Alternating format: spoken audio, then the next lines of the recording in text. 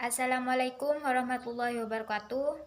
Salam hormat kepada Bapak Abdul Gofi Dwi Setiawan, SHIMH, selaku dosen penggabung mata kuliah Sistem Peradilan di Indonesia. Di sini saya Mufidatul Hakimah dengan NIM 2011020327. Di sini saya akan menjelaskan materi tentang pengertian, fungsi, tugas, dan wewenang pengadilan hubungan industrial dan juga jenis-jenis perkara yang dapat diselesaikan dengan pengadilan hubungan industrial. Pengertian pengadilan hubungan industrial.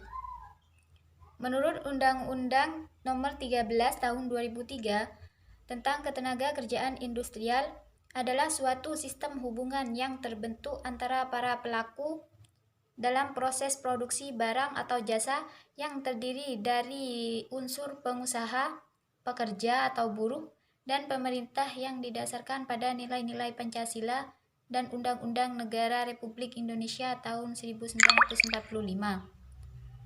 Pengadilan hubungan industrial berdasarkan pasal 1 angka 17 Undang-Undang Nomor 2 Tahun 2004 tentang penyelesaian perselisihan hubungan industrial adalah pengadilan khusus yang dibentuk di lingkungan pengadilan negeri yang berwenang memeriksa, mengadili, dan memberi putusan terhadap perselisihan hubungan industrial.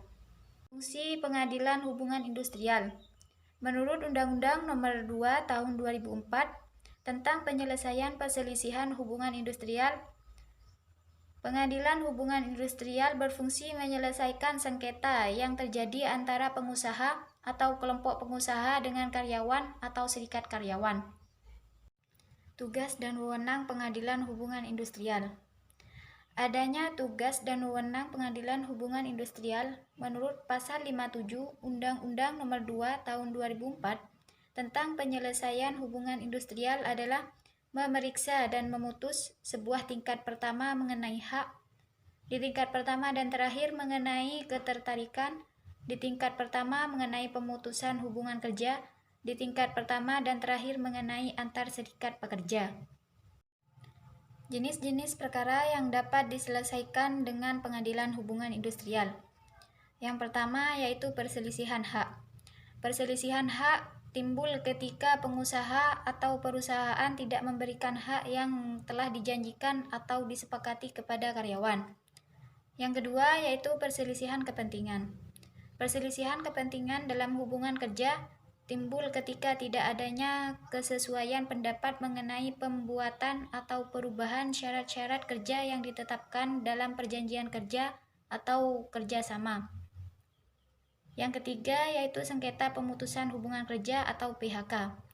Menurut Undang-Undang Nomor 13 Tahun 2003 tentang Ketenagakerjaan Pemutusan Hubungan Kerja hanya bisa dilakukan dengan syarat tertentu. Misalnya pekerja meninggal dunia, memasuki umur pensiun, atau melakukan pelanggaran. Yang terakhir yaitu sengketa antara serikat pekerja atau serikat buruh dalam satu perusahaan. Perusahaan yang besar bisa memiliki lebih dari satu serikat pekerja. Hal ini terutama jika dalam perusahaan tersebut terdapat berbagai profesi keahlian.